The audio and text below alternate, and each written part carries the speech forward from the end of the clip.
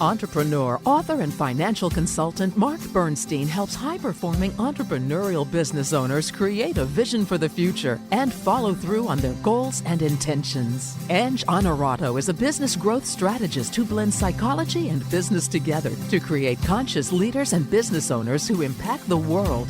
Founders Forum is a radio show podcast sharing the real stories behind entrepreneurship as founders discover more about themselves while providing valuable lessons and some fun and entertainment for you.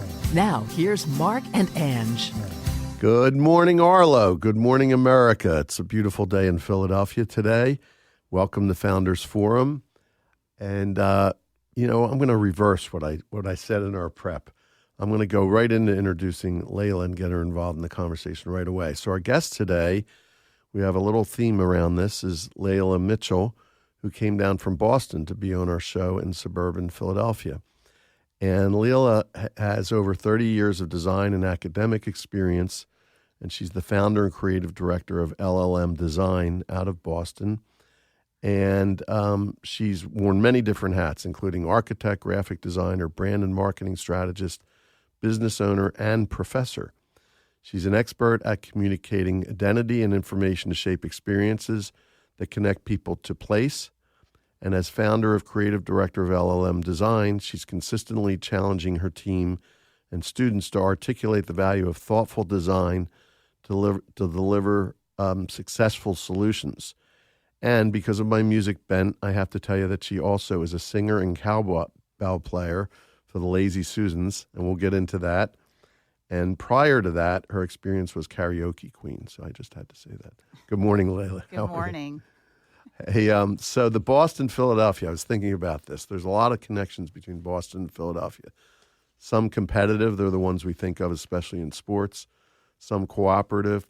But the competition I was thinking about, I think, was set up by a forefather of both of our cities, which is Ben Franklin, who, I don't know if you know, you've spent some time in Philadelphia, but his name's all over the place. The Franklin Institute, the Franklin Pavilion, the Franklin Field used to be the Eagle Stadium, the University of Pennsylvania, which has been in the news a lot, not all for good reasons lately, but he founder of the University of Pennsylvania, founder of the U.S. Post Office in Philadelphia, I mean, everything.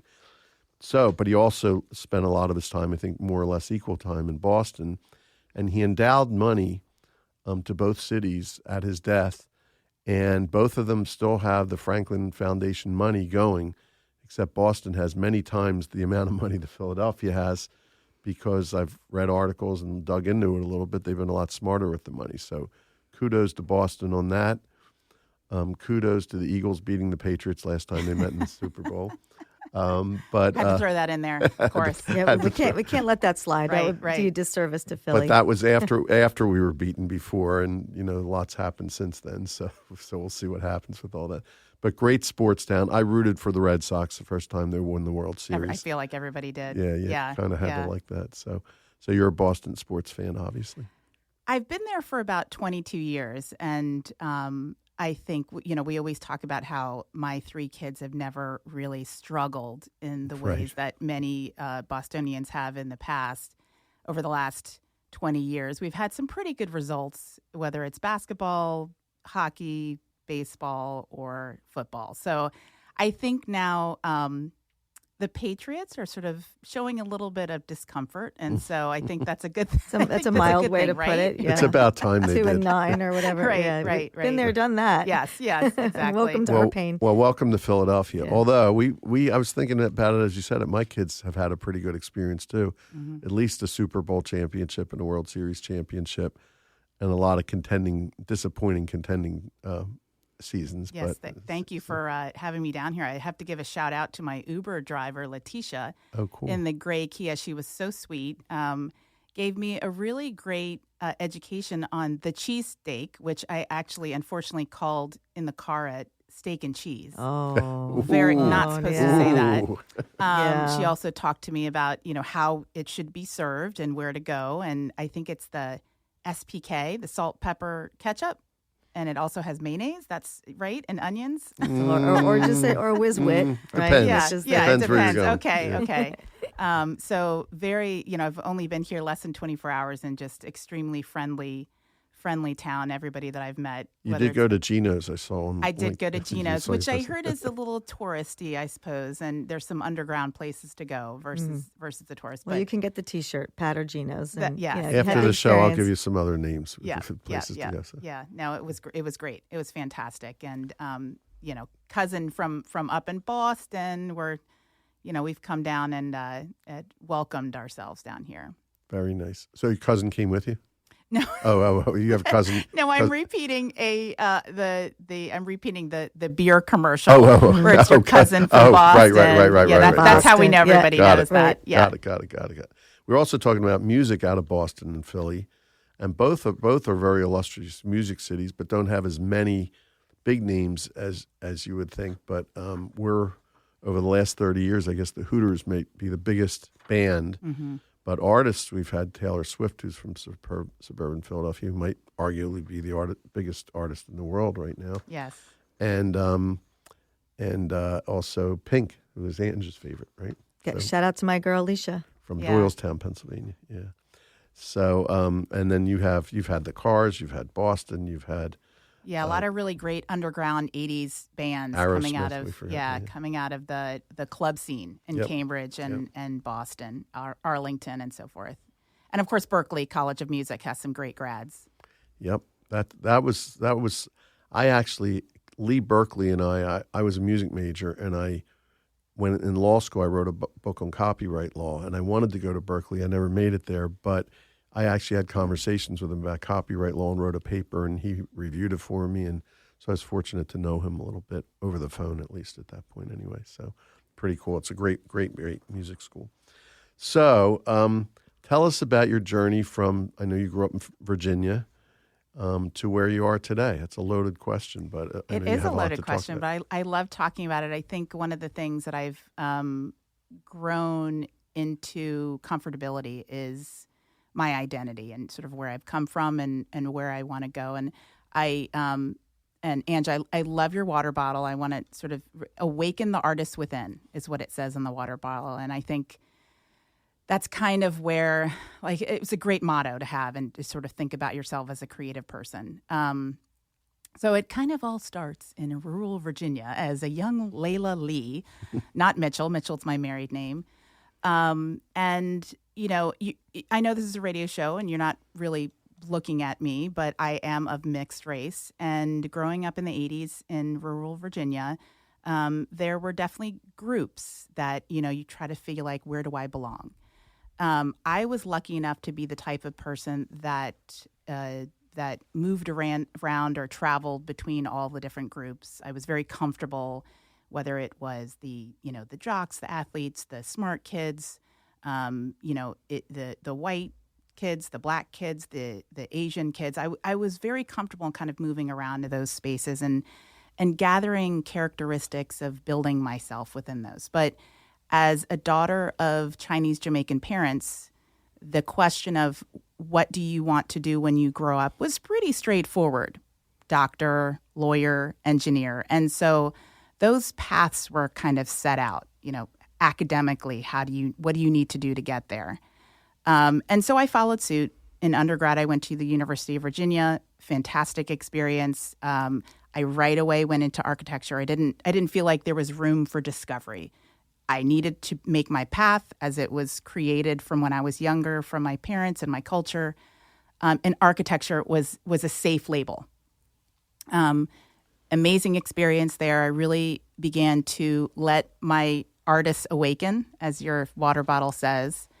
And, working right out of school in architecture, I had to, and this is one of the pieces of advice that I give a lot of young designers or a lot of young professionals, take a look at the people you're working with in the industry where you start in.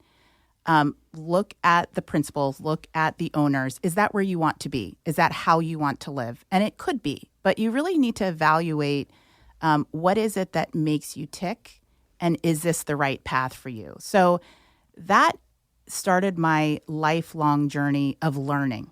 I really sort of said, even though I have this degree in my hand, I'm not done. And actually, it's just the beginning. So I started really thinking about what are all the different things that I don't know, about design. I started taking class. Happened to be living in Baltimore at the time, taking classes at Johns Hopkins, marketing, business, engineering, taking classes in even watercolor. Trying to sort of figure out what is it that I like. And I began to build up my identity as a designer to kind of say it's not the label that's defining me, but what I like to do is creating the label. And so fast forward going into graduate school, I moved to Boston. I went to a wonderful school, Massachusetts College of Art and Design. And that graduate program allowed me to really uncover so many different ways that interdisciplinary design can be shaped into other forms of what I want to do. And so that was kind of like the background. It's then projected onto what LLM Design has become, which is really an interdisciplinary creative studio. Mm. Who are your typical clients, and what kind of work does LLM Design do for them? Sure. So as a creative studio, we really think about design strategy as a process. We look to focus on human-centered design and try to figure first and foremost, by looking at the challenges that the clients are facing, what's the real problem? And that's kind of the uncovering discovery part of the process. And then we create creatively a path in which the solution can be the right one for them. So it breaks down in a lot of different things. I kind of go back to that architecture piece of the puzzle here, where we call it placemaking. We do placemaking both in the physical sense as well as in the mental sense. In the physical sense, it can translate into, developing brand in place. What are the interiors of a space feel like? What is that retail space like? What are the tangible elements of a marketing campaign, brochure, website? All of these tangible elements that we can physically touch and feel.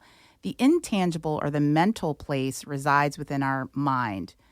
What is the story that we're building? What are the operational systems? What is the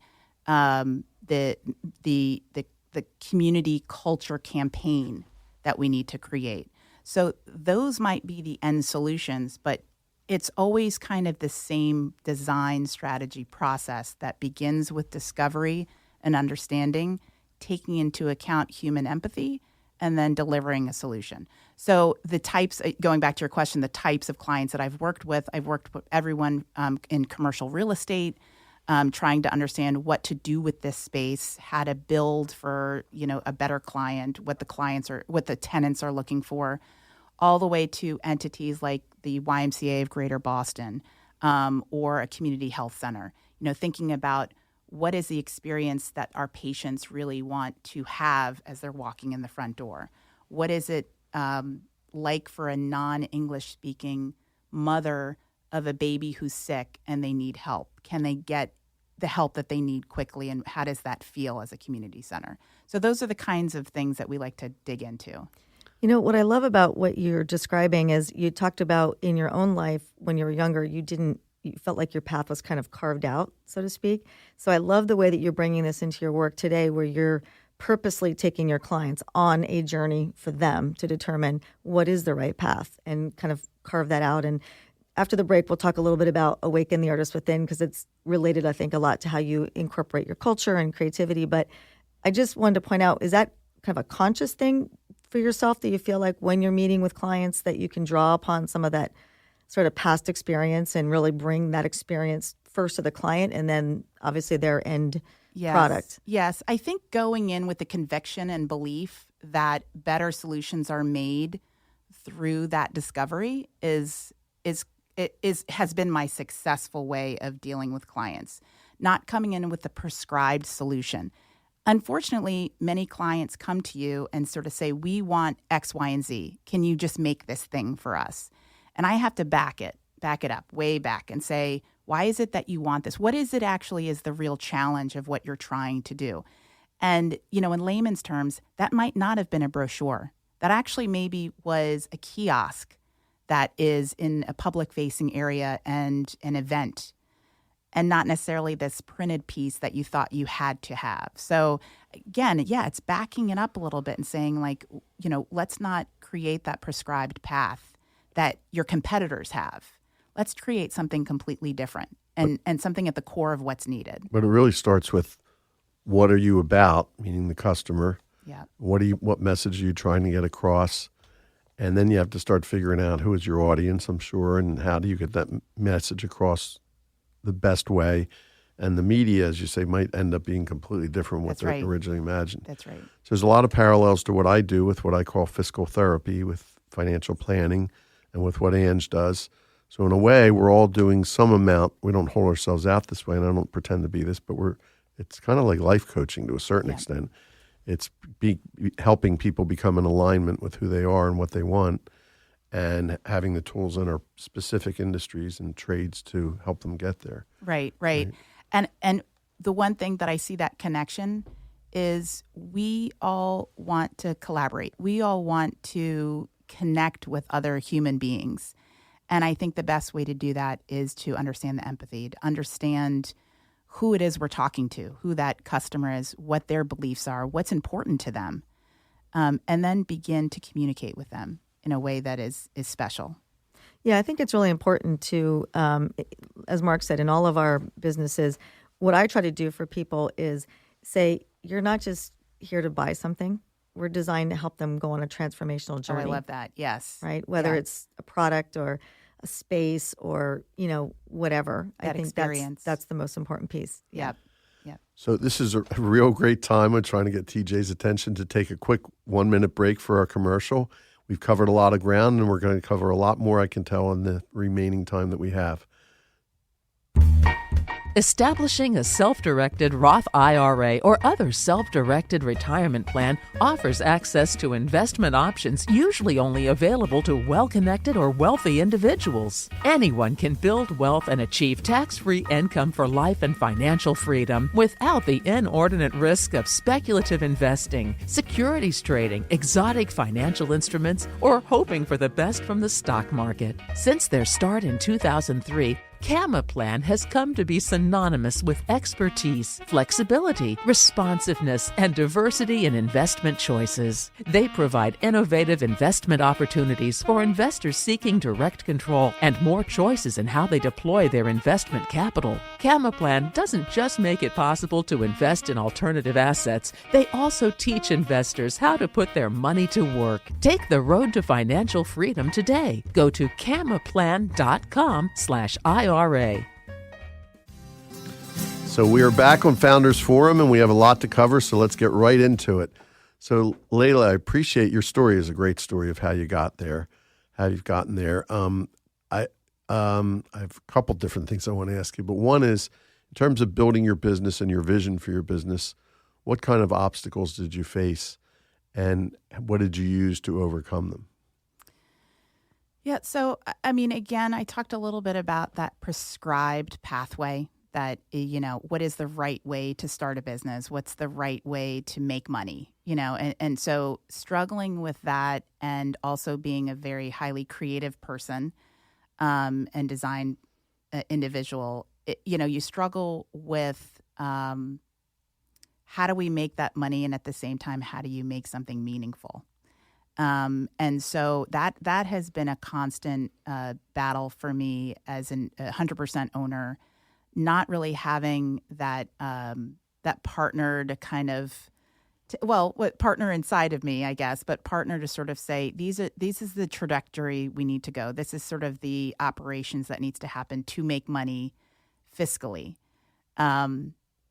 In terms of the product itself, I think that we're really happy with what we've done. We've, done some amazing work, but the struggle has always been, getting those clients that really find meaning in what we do and making money at the end of the day. Mm. And what have you done to address that aspect, those two aspects? I reach out to a lot of networked people that have run businesses that do a little bit more of a adjustment of operations, have them really lift the lid up, not being too protective of being extremely transparent, and so that they can kind of see where I struggle, what I can do. They lay out opportunities for me. They help me understand, we might need to cut here in order to grow here. So it's really reaching out and making sure that you have a network of individuals, of professionals to help you lead through there. So that's really how I drive my path. So external mentorship to a certain extent. Right. So I can't move on to the future until we talk about one other thing, which I will respectfully call your side hustle, which is your band, the Lazy Susans. So this is a great story. Tell us quickly how the Lazy Susans came about. So I am a transplant to Boston, and starting a family there without any other blood-related family is hard to do. And so, living in a small town of Milton, right outside of Boston, I quickly gathered my own tribe, I guess, if you will. And so there were 5 families, 5 women, 5 husbands, 10 kids between all of us. And we would always get together on Friday nights, really support each other in everything up, down, hardships.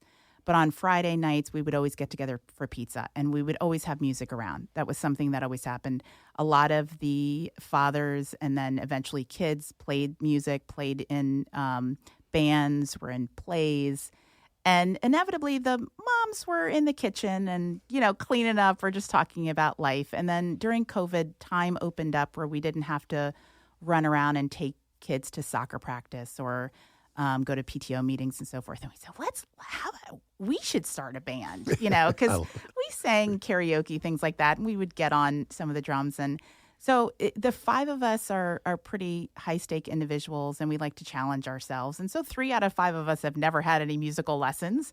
So for us to say, let's start a band all of a sudden was a huge challenge in itself.